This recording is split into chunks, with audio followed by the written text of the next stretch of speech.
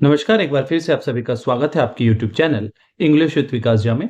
आज के सेशन में हम KVS mock test set number 7 को करेंगे, जिसमें कि आपके टोटल 10 एमसीक्यूज हैं और ये सारे के सारे एमसीक्यूज जो हैं आपके एग्जाम के ओरिएंटेशन में बनाए गए हैं, अर्थात इनका जो लेवल है अप टू योर एग्जामिनेशन है। तो करना क्या है, वीडियो के अंत तक बने रहिए ताकि आपको बेहतरीन कॉन्सेप्ट सीखने का मौका मिले। तो चलिए बिना देर के हम आज के सेशन की शुरुआत करते हैं और आज के सेशन का हमारा फर्स्ट क्वेश्चन है, जिसमें कि आपको एक वर्ब का फॉर्म भरना है।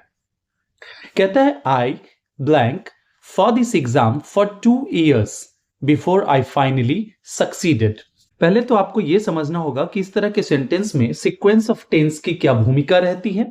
अगर आप इस चीज को क्रैक कर लेते हैं तो आप किसी भी एग्जामिनेशन की तैयारी कर रहे हो, आपके लिए सफलता आपसे दूर नहीं रहेगा।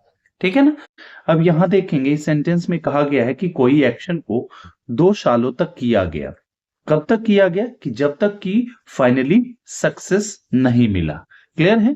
अब देखेंगे यहां पे आपका सक्सीडेड जो है वर्ब का सेकेंड फॉर्म है, जिसका कि हम प्रयोग करते हैं पास्ट इंडेफिनिट टेंस में।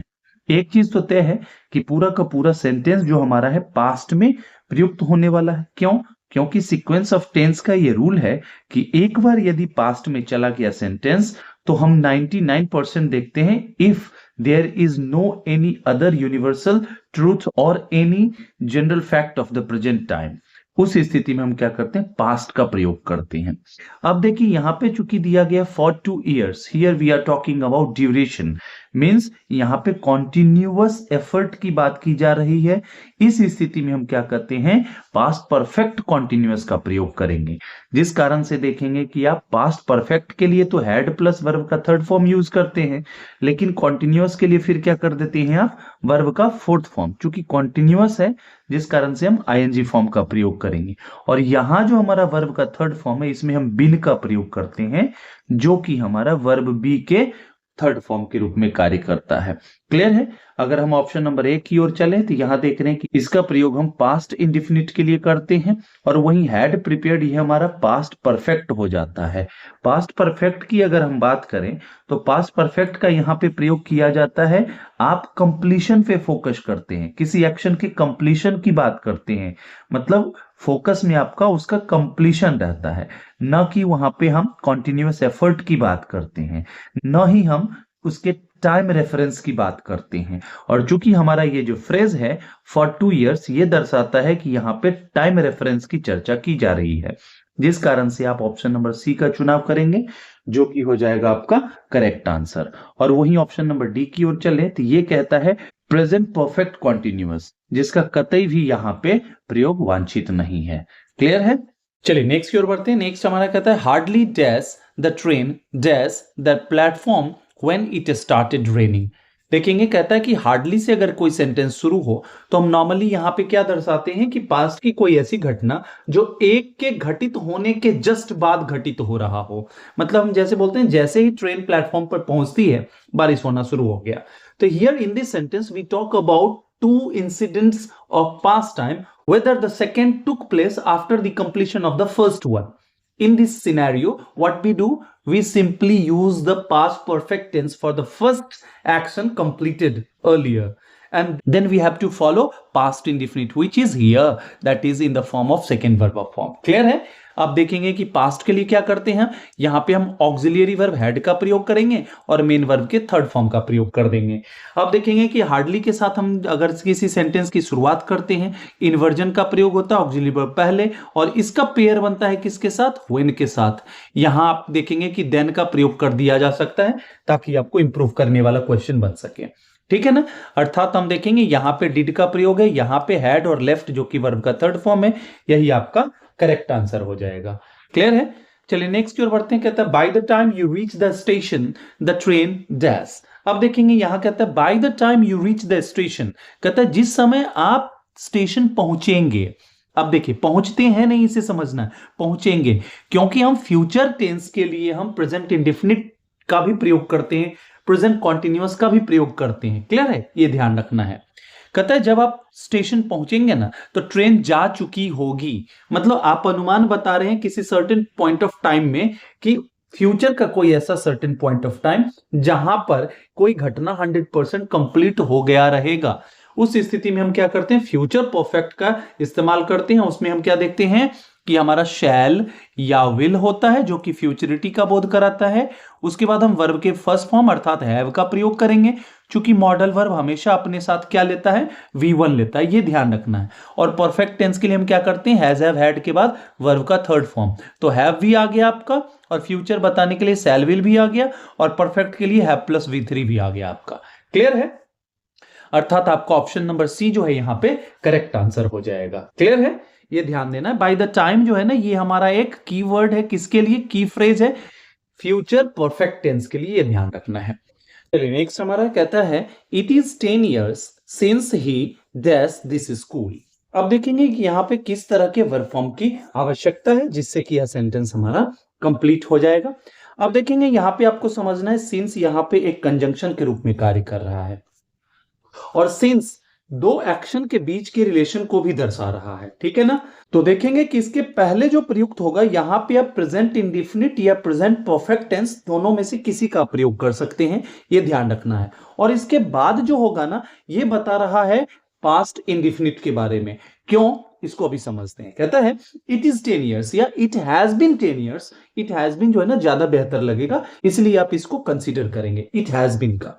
कहता है इट हैज बीन 10 years, कहता है 10 साल हो गए हैं उसके इस स्कूल से गए हुए, इस स्कूल को छोड़े हुए। अब देखिए यहाँ पे 10 साल की अवधि जो है ना, द पीरियड ऑफ 10 years जो है ना, वो क्या है, बीत चुका है, बीत चुका है। जिस समय आप बात कर रहे हैं तो 10 साल हो चुके हैं, मतलब ये हमारा परफेक्ट है। परफेक्ट मतलब 100% कंप्लीशन है, इसलिए हम क्या करते हैं यहाँ पे प्रेजेंट परफेक्ट का इस्तेमाल करते हैं, क्योंकि उसका अभी भी आप जिक्र कर रहे हैं, उस चीज का इंपैक्ट प्रेजेंट में है, प्रेजेंट टाइम पर है। क्लियर है? और कहता है कि जब वह इस स्कूल को छोड़ के गया होगा तो एक निश्चित समय पे ही गया होगा, मतलब एक ही बार ना छोड़ा होगा इस स्कूल को। तो कोई ऐसा एक्शन जो एक बार घटित हुआ जिसका पास्ट में इंपैक्ट रहा है, तो उस चीज के लिए हम पास्ट इंडिफिनिट का प्रयोग करते हैं। अर्थात यहां पे हमें सेकेंड वर्ब फॉर्म का प्रयोग करना पड़ेगा, जो कि आपके ऑप्शन नंबर सी में मौजूद है। क्लियर है? मैं एक बार फिर से आपको बता दूं कि ये स्ट्रक्चर इट इज या इट हैज बीन दोनों ही करेक्ट हैं, इसमें किसी भी प्रकार की कोई गलती नहीं है। ठीक है, चलिए नेक्स्ट की ओर बढ़ते हैं। नेक्स्ट हमारा कहता है व्हेन वी वर चिल्ड्रन, कहता है जब हम लोग बच्चा थे, मतलब जब हम बच्चे थे, मतलब आपने चाइल्डहुड की बात की जा रही है। We dash in the river every evening. अब देखिए जब आप बच्चा थे तब आप ना प्रत्येक शाम में आप कहां जाते थे, रिवर में जाते थे, ठीक है ना। किस चीज के लिए, तो ऑप्शन से ये पता चल रहा है स्नान करने के लिए। मतलब क्या, बचपन में आप किया करते थे, अब नहीं करते हैं। यहां पे हम लोग फर्स्ट कहां जाते हैं देखेंगे। यहां पे बात की जाती है अगर सेकेंड फॉर्म ऑफ वर्ब की, जो कि पास्ट के एक्शन की बात करता है, जो पास्ट के किसी टाइम में शुरू हुआ, खत्म हो गया, उसका इंपैक्ट उसी के साथ चला गया, इस सेंस में। लेकिन यहां बात कर रहे हैं हम एवरी इवनिंग की, मतलब यहां पे किसी रिपीटेड एक्शन की बात की जा रही है, किसी ऐसे आदत की बात की जा रही है जो पास्ट का है। मतलब we are talking about habit of the past. Clear है? यहां पे हैबिचुअल एक्शन की बात की जा रही है, और उसके लिए हम क्या यूज करते हैं, यूज टू का प्रयोग करते हैं।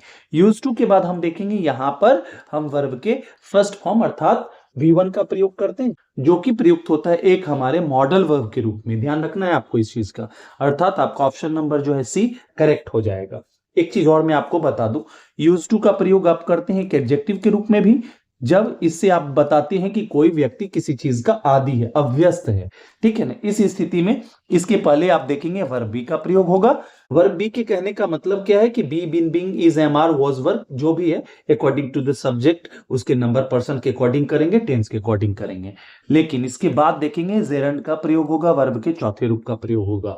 तो कई एक बार हम क्या करते हैं, जल्दबाजी में इस तरह के क्वेश्चंस को गलत कर देते हैं। बस इन्हीं चीज को आपको ध्यान देना है, समझते हुए आगे बढ़ना है, और ये सारी चीजें मुमकिन तब होती है जब आप प्रैक्टिस में होते हैं। क्लियर है? चलिए नेक्स्ट की ओर बढ़ते हैं। नेक्स्ट हमारा कहता है the teacher said that the sun dash in the east.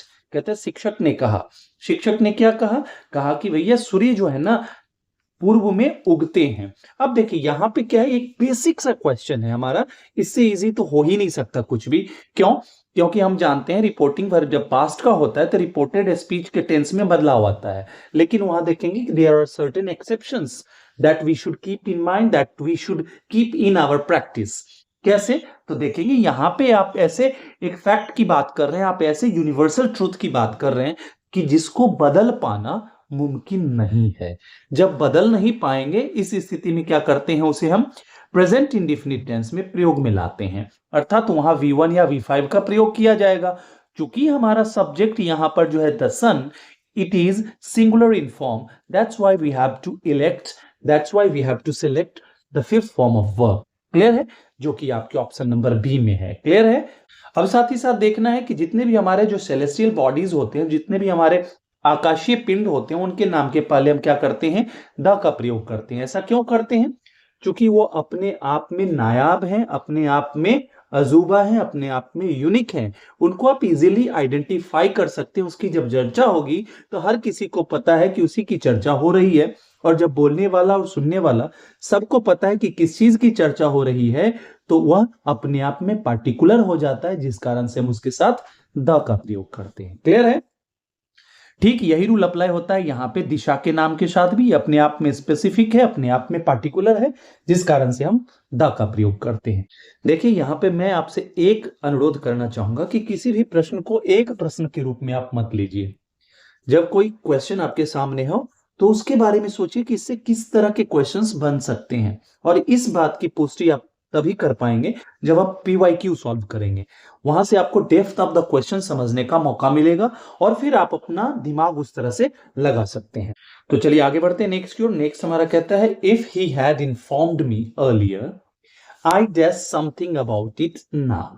अब देखिए यहां पे क्या कहा गया है। सबसे पहले देखेंगे कि यहां पे कंजंक्शन इफ का प्रयोग है, और इस जो क्लॉज की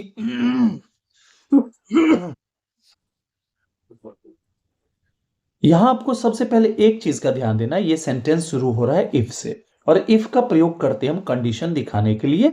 यहां पे देखेंगे कि ये पूरा का पूरा हमारा जो है क्लॉज, ये हमारा कंडीशनल क्लॉज है। ठीक है ना? कंडीशनल क्लॉज आपके 4 प्रकार के होते हैं, 0 से लेकर के 3rd तक। इस पे भी मैंने लगभग 20 MCQ कराया है, वहां जाके देख लीजिए। That will be enough for your any doubt related to conditional clause. Clear है? अब देखेंगे यहां पे कंडीशनल क्लॉज में देख रहे हैं कि यहां पे हमने पास्ट परफेक्ट का प्रयोग किया है, हैड प्लस वर्ब का 3rd फॉर्म। और जैसे ही आपको कंडीशनल क्लॉज में पास्ट परफेक्ट दिखेगा, यहां क्या करेंगे हम, वुड के बाद हैव और प्लस वर्ब के 3rd फॉर्म का प्रयोग करेंगे। देखना एक बात है कि सेंटेंस हमारा ओरिएंट किस चीज में हो रहा है, मतलब इस चीज को आप किस में कर रहे हो, एक्टिव या पैसिव। गलती यहीं पे हो सकती है इसके अलावा। ठीक है ना? तो देखेंगे वुड डू, ये तो खत्म हो गया। वुड हैव डन, ये आपका सही हो जाएगा। विल का प्रयोग नहीं होगा, हैड का नहीं होगा, अर्थात आपका ऑप्शन नंबर बी जो है करेक्ट हो जाएगा। और इसके साथ एक चीज और समझना है कि 3rd कंडीशनल का हम प्रयोग करते कहां पे हैं। 3rd कंडीशनल का प्रयोग तब करते हैं जब आप पास्ट में किसी एक्शन की बात कर रहे हैं कि अगर उस समय कोई घटना घटित होती, या उस समय कोई चीज डिफरेंट तरीके से किया जाता, या डिफरेंट चीज को किया जाता, तो आज जो उस चीज की स्थिति है वह परिवर्तित होता, उसमें अंतर होता। इस तरह के आप हाइपोथेटिकल सिचुएशन की बात करते हैं जो पास्ट के बारे में बताता है। क्लियर है? और जिसको कि कर पाना संभव नहीं है, because we have spent that time, क्योंकि हम उस समय को बिता चुके हैं। क्लियर है? चलिए नेक्स्ट की ओर बढ़ते हैं। नेक्स्ट हमारा कहता है, while she dash dinner the guests arrived। कहता है यहां पे देखेंगे कि भैया जब वह खाना खा रही थी, रात्रि भोजन को हम डिनर बोलते हैं। ठीक है ना? रात्रि भोजन को हम क्या बोलते हैं, डिनर बोलते हैं। ठीक है? कहता है कि जब वह भोजन कर रही थी, रात्रि भोजन कर रही थी, ठीक उसी समय कुछ जो गेस्ट थे वो आ गए, उनका आगमन हुआ। मतलब यहां कैसे पता चला, तो यहां वर्ब का सेकेंड फॉर्म है। ठीक है? अर्थात यहां पे हम क्या करेंगे कि पास्ट कॉन्टिन्यूअस का प्रयोग करेंगे, क्योंकि एक एक्शन जो पास्ट का था जारी था, उसी दरमियान दूसरी घटना घटित हो रही है। इस स्थिति में हम पास्ट कॉन्टिन्यूअस का प्रयोग करेंगे, और देखेंगे कॉन्टिन्यूअस में क्या करते हैं, आप ING का प्रयोग करते हैं, जो कि सिर्फ और सिर्फ आपके ऑप्शन नंबर बी में मौजूद है, अर्थात ये आपका करेक्ट आंसर हो जाएगा। क्लियर है? अब एक चीज और कहता है कि कोई भी जो आपका भोजन है, मील के जो नाम होते हैं, उनके पहले हम किसी भी प्रकार के आर्टिकल का प्रयोग नहीं करते हैं। जैसे आपका हो गया ब्रेकफास्ट, लंच, डिनर, सपर, और एक ब्रंच होता है जो लंच और ब्रेकफास्ट का मिश्रण है। क्लियर है ना? मैं एक चीज आपको और बता दूं, सेकेंड फॉर्म ऑफ वर्ब और थर्ड में क्या डिफरेंस है। देखेंगे सेकेंड फॉर्म का जब प्रयोग करते हैं तो ये कभी भी अपने पहले ऑक्सिलियरी वर्ब लेता नहीं है, लेकिन जब बात करेंगे हम वर्ब के थर्ड फॉर्म की, जब इसका प्रयोग आप वर्ब के रूप में करते हैं उस स्थिति में तो देखेंगे कि इसके पहले एक ऑक्सिलियरी वर्ब का प्रयोग किया जाएगा, 100% किया जाएगा, किसी भी प्रकार का हो। हाँ, अगर इसका प्रयोग आप एडजेक्टिव के रूप में कर रहे हैं तब तो ये नाउन को क्वालिफाई करेगा, तब हम वहां पे ऑक्सिलियरी वर्ब की आवश्यकता को नहीं समझेंगे। क्लियर है? चलिए नेक्स्ट की ओर बढ़ते हैं। नेक्स्ट हमारा कहता है I dash such an inspiring speech before. अब देखिए यहां पे कहता है कि बिफोर की बात की जा रही है, मतलब आप पास्ट की तरफ जा रहे हैं, पीछे की ओर जा रहे हैं। कहता है कि मैंने अपने जीवन में इस तरह की जो इंस्पायरिंग स्पीचेस हैं उनको नहीं सुना है। मतलब आप पास्ट के एक्सपीरियंसेस को आप कहां लेके जा रहे हो, प्रेजेंट तक लेके जा रहे हो। मतलब कोई ऐसी घटना जो पहले से घटती आ रही है और उसका संबंध अभी वाले समय से है। इस स्थिति में क्या करते हैं, जो पास्ट के इफेक्ट को प्रेजेंट तक लेके आता है, जो ड्रैग करता है, that tense is one and only present perfect tense. और प्रेजेंट परफेक्ट टेंस के लिए हम क्या करते हैं, हैज या हैव, उसके बाद वर्ब के थर्ड फॉर्म का प्रयोग करते हैं। क्योंकि हमारा सब्जेक्ट आई है तो आई अपने साथ हैव लेता है। तो देखेंगे कि हैव कौन सा है, ऑप्शन नंबर सी में है। इसके बाद नेवर का प्रयोग है जो कि इसे निगेटिव बना रहा है कि आपने इस चीज को अभी तक अनुभव नहीं किया है, इस चीज से आपकी मुलाकात नहीं हुई है, इस चीज से एनकाउंटर नहीं हुआ है। अर्थात आपका ऑप्शन नंबर सी जो है करेक्ट आंसर हो जाएगा। क्लियर है? चलिए नेक्स्ट की ओर बढ़ते हैं। नेक्स्ट हमारा कहता है, जो कि आज के सेशन का लास्ट क्वेश्चन भी है, कहता है he said that he dash the work the next day. अब देखेंगे ये हमारा एक रिपोर्टेड स्पीच है जहां पे हमें इसमें एक वर्ब का प्रयोग करना है, ठीक है ना। तो देख रहे हैं चूंकि हमारा यहाँ रिपोर्टिंग वर्ब पास्ट का है, जिस कारण से हम देखेंगे कि यहाँ पे बैक शिफ्टिंग होगा। क्लियर है? एक चीज तो तय है कि पास्ट में ओरिएंटेशन होगा इसका। तो हम देख रहे हैं ऑप्शन नंबर ए में विल है, अगर इसे पास्ट में ले जाते आप तो वुड का प्रयोग करते, जो कि नहीं है। अब देखेंगे वुड यहां पे आपको दिख रहा है और इसके बाद वर्ब का फर्स्ट फॉर्म भी है, तो ये हो सकता है आपका भी। देखेंगे आगे हम देख रहे हैं कंप्लीट्स हो गया हमारा प्रेजेंट इंडेफिनिट का। तो ये कोई हमारा जो यहाँ पे स्टेटमेंट दिया गया है या किसी भी तौर पर जनरल फैक्ट नहीं है या फिर यूनिवर्सल ट्रूथ नहीं है, जिसके कारण से इसको भी हम छांट देंगे। बच गया आपका ऑप्शन नंबर डी। अब देखना है कि बी और डी में किसका प्रयोग करेंगे। देखिए कहता है नेक्स्ट डे की बात की जा रही है। नेक्स्ट डे मतलब इसको अगर हम डायरेक्ट में अगर लिखे तो क्या हो जाएगा, टुमारो हो जाएगा। और टुमारो शब्द से अगर आप टेंस बना रहे हैं तो टुमारो का प्रयोग हम कहां करते हैं, फ्यूचर इंडेफिनिट के लिए या फ्यूचर टेंस के लिए। और फ्यूचर के फॉर्मुलेशन के लिए क्या करते हैं, शैल या विल का प्रयोग करते हैं। अर्थात हैड वाला कहां से आएगा, यहां पे हमें हैव लगाना पड़ता, जो कि कतई फ्यूचर टेंस के लिए प्रयुक्त नहीं होता है। अर्थात आपका ऑप्शन नंबर बी हो जाएगा।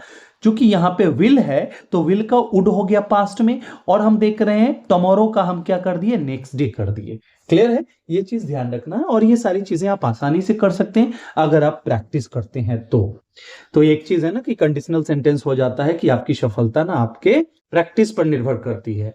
और मेरा मानना है कि आपके हाथ में सिर्फ और सिर्फ आपका मेहनत है, और बस वो करते रहिए। गीता में कहा भी गया है ना, कर्मण्येवाधिकारस्ते मा फलेषु कदाचन।